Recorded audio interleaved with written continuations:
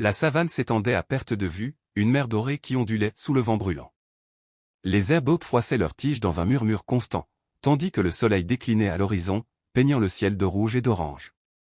Au sommet d'une colline sacrée, la jeune reine Amara observait les troupeaux d'éléphants qui s'approchaient du village. Ses yeux brillaient d'une lueur profonde, celle d'un don que peu de gens pouvaient comprendre. Elle entendait les pensées des animaux et comprenait les intentions de chaque créature de la savane. Elle leva une main et murmura doucement, une mélodie ancienne que seules les créatures pouvaient percevoir. « Mes amis, soyez tranquilles, je vous comprends. » Les éléphants ralentirent, comme s'ils avaient compris, leurs oreilles battant lentement et leurs yeux remplis de respect et de confiance.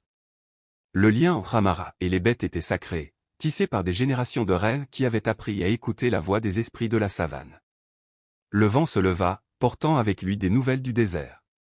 Une armée ennemie approchait, silencieuse mais mortelle, cherchant à s'emparer du royaume et du secret d'Amara. Elle descendit de la colline et rejoignit le conseil des anciens. Chaque membre représentait une tribu différente, porteur de savoir et de rituels anciens. « Reine Amara, nous avons vu des éclaireurs de l'Est. Ils marchent sur nos terres et brisent les lois du monde. »« Je le sais, » répondit Amara, la voix ferme mais pleine de gravité. « Mais la force seule ne suffira pas. Nous devons écouter ceux qui nous protègent depuis toujours. Les éléphants, les lions, le vent et la terre elle-même. » Cette nuit-là, la reine monta sur la plus haute colline, là où les tambours sacrés résonnaient depuis des siècles. Elle leva les bras vers le ciel, et les éléphants sortirent de l'ombre.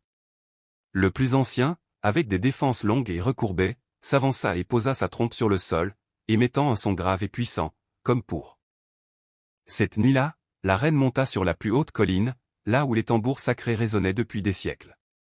Elle leva les bras vers le ciel, et les éléphants sortirent de l'ombre. Le plus ancien, avec des défenses longues et recourbées, s'avança et posa sa trompe sur le sol, émettant un son grave et puissant, comme pour confirmer leur alliance. Amara ressentit chaque vibration de cette trompe comme